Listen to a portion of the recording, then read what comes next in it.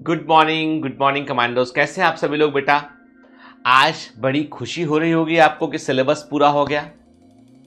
एक बात आपको बताऊं, जब भी कोर्स पूरा होता है, सिलेबस पूरा होता है ना, तो इस बात की हमें खुशी मिलती है कि चलो हम लोगों ने जितना भी कोर्स था उसको हमने समय पर पूरा कर लिया है। अब इसे रिवाइज करना है ताकि एग्जाम में अच्छा हम परफॉर्म कर सकें। आप लोगों ने बहुत मेहनत किया है सिलेबस पूरा करने के लिए। हम लोगों ने लेक्चर्स डाले, आप लोगों ने लेक्चर्स को देखा, आप लोगों ने लगातार आपने बगैर रुके मेहनत की है। थोड़ा बहुत बैकलॉग लगा हो बेटा तो उसको क्लियर कर लेना, ठीक है ना। अभी क्रैश कोर्स तक का टाइम है तो अब उसमें आप जो है उसको क्लियर कर लेना। तो आप में से बहुत सारे बच्चे जो है वो कोशिश लगातार करते रहे। कभी बेटा साल भर के दौरान, कभी जब से शुरू किया हमने 1 जून से, तब से लेके अब तक बड़े अप्स एंड डाउन आते रहे। कभी कुछ बैकलॉग लग गया, कभी ये छूट गया, कभी वो छूट गया, कभी ये वाला डीपीएस छूट गया, कभी वो वाला टेस्ट छूट गया, कभी तबीयत ठीक नहीं, कभी कोई कारण, कभी कोई कारण, ठीक है। आता रहता है बेटा, ठीक है। लाइफ में अप्स एंड डाउन आते रहते हैं और कभी भी हम एक कांस्टेंट स्पीड को मेंटेन दुनिया में कोई व्यक्ति नहीं रख सकता है। लेकिन अंतिम परिणाम यह है कि दूसरे के औसत से आप ज्यादा होना चाहिए, आपका एवरेज अधिक होना चाहिए, ठीक है ना। जो भी आपने उठा पटक दौड़ भाग किया, आपने जो भी एफर्ट किया है, कुल मिला के अंतिम परिणाम में आप दूसरे से आगे रहना चाहिए।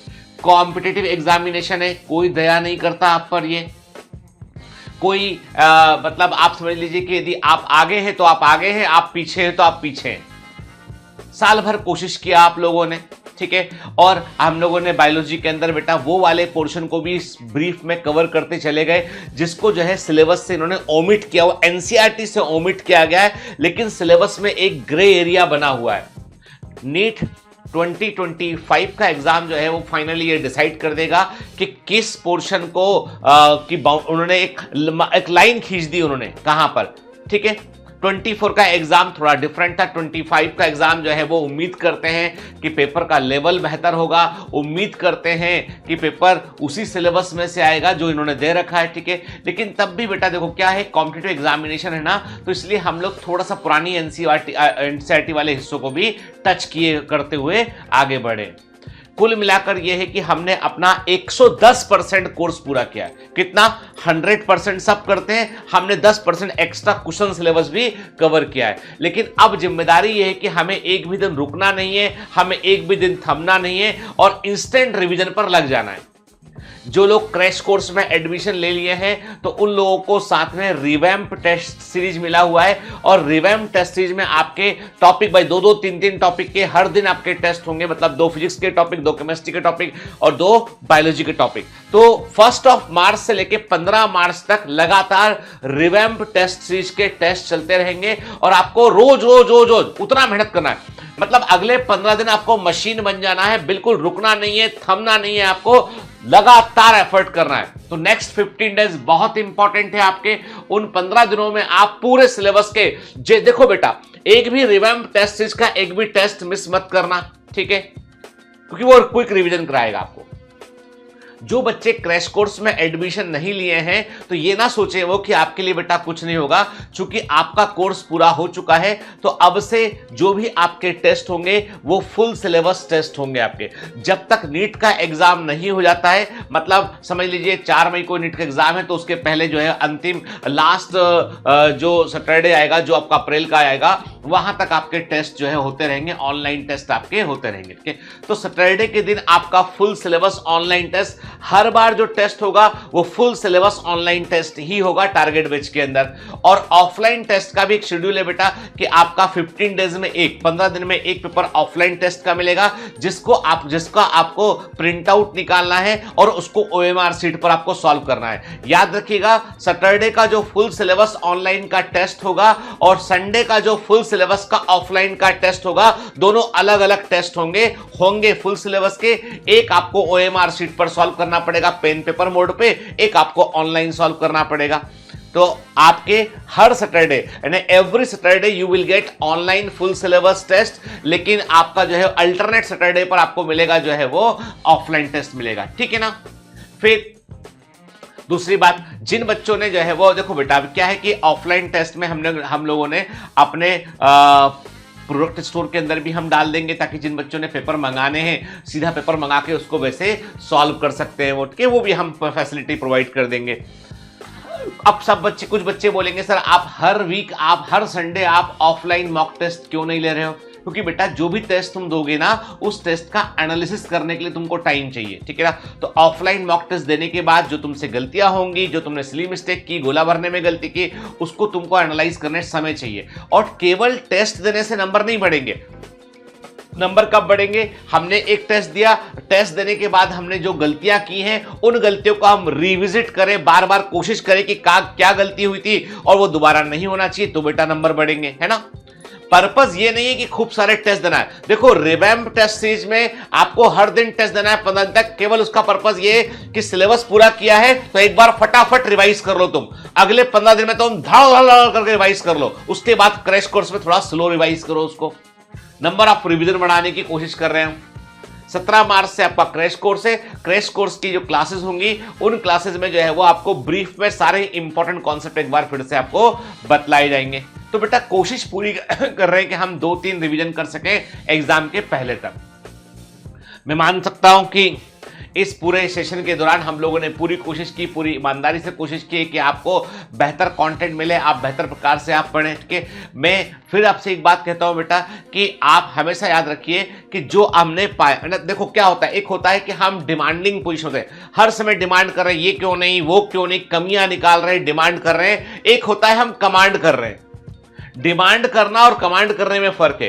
कमांड करने का मतलब ये कि हम अपने ऊपर नियंत्रण रख के कि हाँ सर ने हमको पढ़ाया है बायोडाइवर्सिटी, इसका मतलब ये है, सर ने ये कॉन्सेप्ट बताए थे हमको, अब इन कॉन्सेप्ट के आधार पे क्वेश्चन लगाना है। डीपीएस के मुझसे जो क्वेश्चन गलत हुए उनकी जिम्मेदारी मैं स्वयं लेता हूं कि मुझे ठीक करना है। अपने आप से प्रॉमिस कीजिए, किसी और की तरफ मत देखिए, क्योंकि ये सफलता तुम्हारी है, ये लड़ाई भी तुम्हारी है और लड़ना भी तुमको पड़ेगा। हम लोग रास्ते मात्र हैं सिर्फ, ठीक है। तुम देना नहीं चाहोगे तो तुम्हारी सफलता का क्रेडिट हम नहीं ले सकते, ठीक है। हम सिर्फ बेटा रास्ते मात्र हैं उनके। तो आपको एफर्ट करना है, मेहनत करना है अभी अच्छे से बेटा, ठीक है, ताकि आप एग्जाम में बढ़िया परफॉर्म करके आ सके आप, ठीक है। दूसरी बड़ी बात ये कि केमिस्ट्री फिजिक्स में जो भी बैकलॉग लगा है, अब जिन बच्चों ने क्रैश कोर्स में एडमिशन नहीं लिया है तो उस बात को ध्यान से सुन ले बेटा। आप देखो बेटा, आपने नहीं लिया एडमिशन, कोई बात नहीं बेटा, ठीक है। आपको हर सैटरडे को जो फुल सिलेबस मॉक टेस्ट हो रहा है उसको आपको ध्यान से देना है। लेकिन सैटरडे तक क्या करेंगे, रिवीजन करेंगे और अपने पुराने डीपीएस को रिवाइज करेंगे, ठीक है। पुराने डीपीएस को हम रिवाइज करेंगे, ठीक है। फिर जिन संडे को आपका जो है ऑफलाइन मॉक टेस्ट होगा उसको हमें सॉल्व करना है, और सॉल्व करने के लिए 2 से 5 का टाइम, जो एग्जाम का टाइम है उसी टाइम पे सॉल्व करना है, ठीक है। थोड़े डिस्टरबेंस वाले माहौल में सॉल्व करना है, कमरे में बंद होकर सॉल्व नहीं करना है। ड्राइंग रूम में बैठ जाइए, घर में 4-6 लोग निकल रहे हैं वहां सॉल्व करना है, क्योंकि एग्जाम में वैसे ही होता है। एग्जाम लाइक कंडीशन को निर्मित कीजिए आप, ठीक है।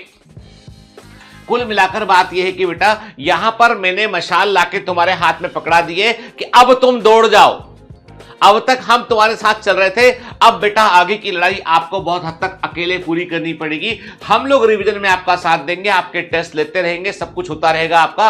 और अभी एक इंपॉर्टेंट चीज और होगी कि 1 मार्च से आपके जो बच्चे प्राइम प्लस में हैं, जो बच्चे प्राइम में हैं, उनके जो बटालियन कमांडर्स हैं वो बेसिकली अब टीचर्स होंगे, ठीक है, ताकि आपके ऊपर वो ध्यान दे सके, आपकी समस्याओं को वो सुलझा सके, आपसे वो कम्युनिकेट कर सके। तो आपके बटालियन में थोड़ा सा चेंज किया जाएगा ताकि आपके टीचर्स आपको एग्जाम के समय तक आपके सपोर्ट वो कर सके, ठीक है। कभी हो सकता है सरप्राइजिंगली मैं या अमर सर हम लोग भी आपको मीटिंग में मिल जाए, ठीक है ना, ठीक है। पक्का प्रॉमिस नहीं करता पर पूरी कोशिश करूंगा कुछ मीटिंगें मैं आपके साथ कर सकूं, आपसे बात कर सकूं, कम्युनिकेट कर सकूं मैं, ठीक है। मुद्दा कुल मिलाकर बात यह है बेटा कि हमको एग्जाम तक 4 मई तक अपने आप को ट्रैक पर बनाए रखना है। इतनी मेहनत की है ना, तो मार्च का महीना, अप्रैल का महीना हमको जो है वो बहुत ध्यान रखना है अपना। और अगले 60 दिन हमारी जिंदगी के बहुत इंपॉर्टेंट दिन होने वाले। इन 60 डेज में हम जो है एक नई कहानी लिख सकते हैं। पूरी शिद्दत से मेहनत करना है कि एग्जाम निकल जाए हमारा। फिर जिन बच्चों ने थोड़ा भी डाउट है बेटा, थोड़ा भी डाउट है जिनको लगता है कि तैयारी अच्छी नहीं है हमारी, दिल छोटा नहीं करना है। जो सामने है ना बेटा उसके लिए बराबर कॉन्कर करना है। देखो युद्ध तब हारते हैं जब हम हथियार डाल देते हैं। यदि हम लड़ते रहते हैं ना तो चोटें लग सकती हैं, घायल हम हो सकते हैं, लेकिन हार नहीं होगी। के हारते तो वीर वीर योद्धा ही हैं, के क्योंकि जिंदगी में जो है वह सच बात कहूं तो हार जैसा कुछ होता नहीं है, या तो जीतते हैं या फिर हम सीखते हैं, और सीखते हैं तो एक दिन जरूर जीत जाते हैं, कोशिश तो करनी है।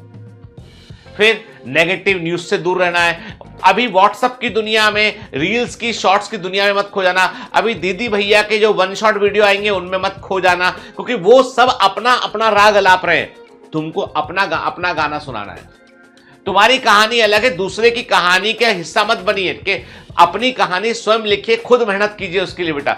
हम लोग बेसिकली, मैंने आपसे कहा ना कि we are not YouTubers, basically we are teachers. क्या तो यूट्यूबर और टीचर में फर्क है। हम चाहते हैं आप हमको देखो चाहे ना देखो, लेकिन आप सफल हो, ठीक है। वो चाहते हैं आप सफल हो चाहे ना हो, आप उनको देखो। तो अलग अलग दोनों के मोटिव है बेटा।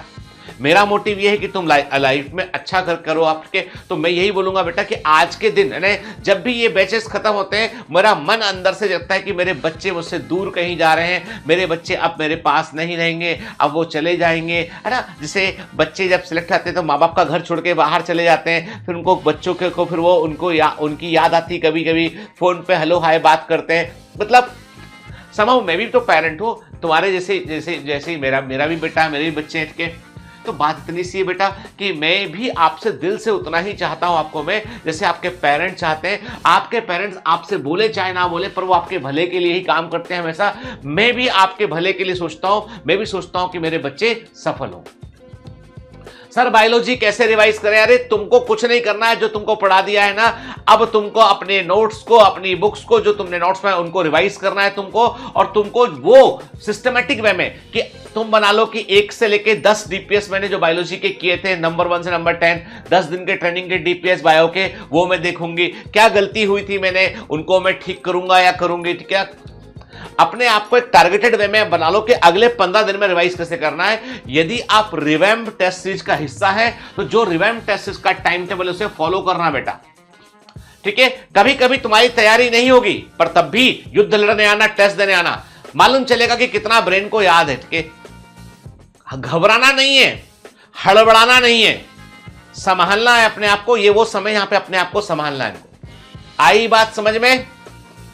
मुश्किल वक्त कमांडो सख्त, डिंग डिंग डिंग, निंजा हथौड़ी बन जाओ, निंजा हथौड़ी, ठीक है।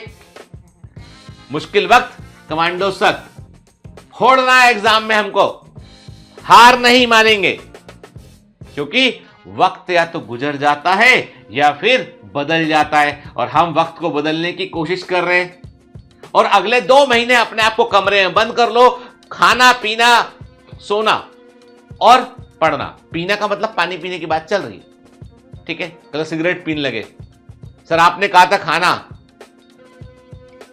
पीना नहीं।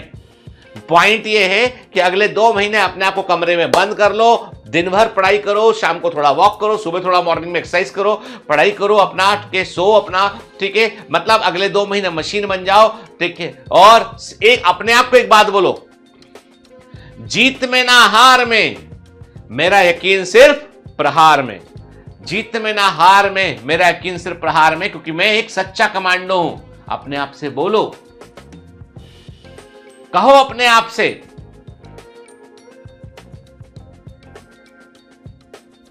तुम कर सकते हो। बहुत इंपॉर्टेंट है बेटा ये चीज के लाइफ में, बहुत इंपॉर्टेंट ये चीज कि आप अपने आप से कहें कि हां मैं कर सकता हूं। अपने आप को वहां इमेजिन करें आप। मैं आता रहूंगा आपसे मिलते, बीच बीच में छोटे छोटे ऐसे वीडियो आपके आते रहेंगे। चिंता मत कीजिए, मैं कहीं नहीं जा रहा हूं, आपके साथ ही हूं बेटा, ठीक है। मेरे बच्चे हो, मेरे प्यारे बच्चे हो, तो मुझे मालूम है कि बेटा तुम एक दिन लाइफ में जरूर अच्छा करोगे। ऐसे ही बेवजह तुम मुझसे नहीं जुड़े हो। दुनिया में कुछ भी बेवजह नहीं होता है, हर चीज की एक वजह होती है। लव यू बेटा, ध्यान रखना अपना, पढ़ाई करना अच्छे से। Bye bye.